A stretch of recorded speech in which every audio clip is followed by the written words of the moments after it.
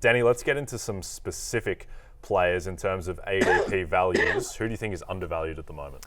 Yeah, I mean, I do think that Malik Neighbors is probably undervalued. He's wide receiver 24. And I know, look, the environment, the offensive environment in New York is pretty ugly. We have Daniel Jones, who is probably going to be the week 1 starter, but who knows? I mean, it could be Drew Lock. Is that better? I don't know. I mean, I think it actually might be worse. But I think Neighbors will dominate targets to an extent where he's a can't miss, where he has a monster floor, especially in PPR each week. I think they're going to use him a lot in the short areas. And then he can do everything after the catch. I mean, all of his metrics from college say that he's going to make big plays after the catch. I think wide receiver 24 is almost a little bit silly. I think that we're going to see that get into like the wide receiver like 14, 15, 16 range in the summer. So if you're drafting in May, in June, take advantage of that ADP. We also have Zay Flowers at wide receiver 27. I think that's too low. And then Matthew's guy, Terry McLaurin, wide receiver 38. Now, McLaurin's going to be frustrating, I think, because I don't think Washington's going to throw it a lot. But I do think that Jaden Daniels and his excellent downfield throwing is going to be great for Terry McLaurin. So McLaurin's going to have huge spike weeks. It's going to be very frustrating for redraft, but it's going to be very cool for best ball. So I think he's a guy who's undervalued. And then you have, like George Kittle at tight end 7. Kittle is the perfect best ball player because, some weeks he's asked to block. He's not really involved in the pass game. But, man, when he gets deployed like a pass catcher in that San Francisco offense, we've seen him go off for 2-3 touchdowns in a game. That's what you're looking for here in best ball. Matthew, anyone on that list in particular jump out to you? And then also, just Kane specifically, for your thoughts on what kind of season you think Terry McLaurin will have? I like him. Listen, McLaurin, at the end of the day, he's kind of a perfect best ball guy because, yes, there is frustrating, but Terry McLaurin at the end of the day has had 4 straight years of at least 75 receiving yards. At least 75 receptions and over 1,000 receiving yards, 4 straight with. And I think you could make a strong argument that Jane Daniels will be the best quarterback he's ever played with in his career, right? And so, I mean, he's always been able to produce no matter who's throwing him the ball. So certainly like the call there. You mentioned Zay Flowers as well. 24% target share last year in his first year in the season, Lamar's first year in the Todd Monken offense. So I do think Zay Flowers, who just to the eye test, looks like a stud, man. Just, you know what I mean? Like, just he looks awesome. And again, the Ravens offense is one of those that can clearly have those big spike weeks as well. I'll go off the board a little bit here real quickly. And 2 other guys that I think are kind of interesting. I think Jaylen Warren, who's going off the board at running back 28.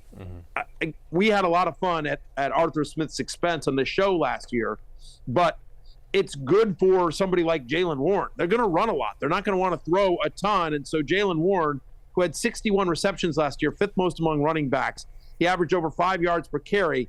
I think both him and Najee will get enough work this year to be very useful. And Warren, who's not going inside the top 25 running backs in a PPR format, I think becomes pretty interesting as well. And then also just worth noting that in DK, on DraftKings, in their best ball scoring, you get a bonus for over 300 yards passing.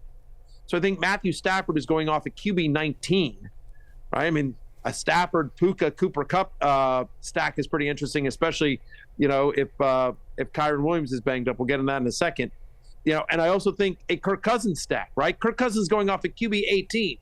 Assuming Kirk Cousins is there for the start of the year, Lawrence, a Kirk Cousins stack with Cousins and Drake London and Kyle Pitts, Bijan even.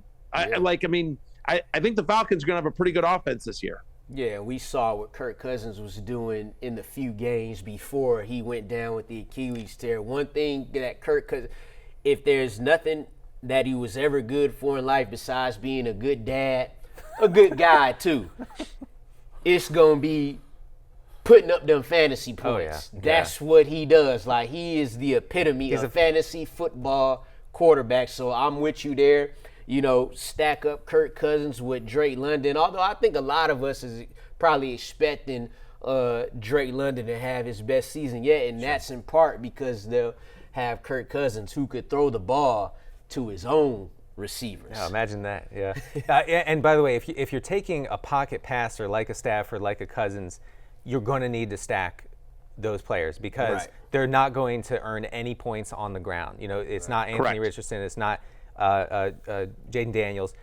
If Cousins is going to have a big season, it's going to be all through the air. So you need, honestly, you might want to get Mooney, obviously London, Pitts. You got to go big on the Falcons if you think Kirk Cousins is going to have a big year. But that's why I totally agree, Denny, completely agree. But again, he's going off at QB 18, Cousins is. And when you get a bonus for 300 yards, like, again, we think Cousins could, again, it's all about value at ADP. I agree with you. You do not want Kirk Cousins as a standalone island. But, you know what I mean? I think as somebody that you, like, in terms of you start thinking about stacks, a lot of people start thinking about their stacks with the quarterback early and then trying to build around it. I'm just saying that, like, you could, if you find yourself as the draft going on and you're like, oh, well, I got a shot at a Falcon stack here, you can get Cousins late to complete that.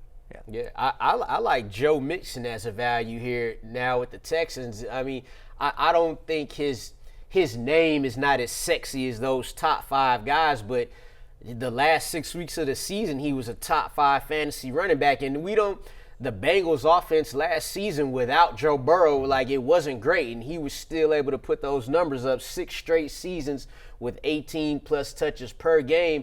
I'm here to tell you now, he's going to get those 18 touches per game in this Texans offense, and we all know that the boxes will get lighter. We know that part, but you add that plus that volume that he's going to get, like, he has the opportunity to once again be a top 10 fantasy running back like he was last season. Targets too, lots of targets. Yep. Like, they signed him to the new deal as well. So, hey, it's Matthew Berry from NBCSports.com and Rotoworld.com, and I want to thank you so much for watching whatever it is you just watched, or if nothing else, being too lazy to click out of the autoplay after this video started, after whatever it is you actually wanted to watch finished. But now that you're here, I'd like to take a moment here to ask you respectfully now, okay? I'm asking you respectfully to subscribe to the NFL on NBC YouTube channel. You'll get the latest Roto-World fantasy news headlines, all sorts of great shows, including my own Fantasy Football Happy Hour. So go subscribe now. Again, I'm asking respectfully.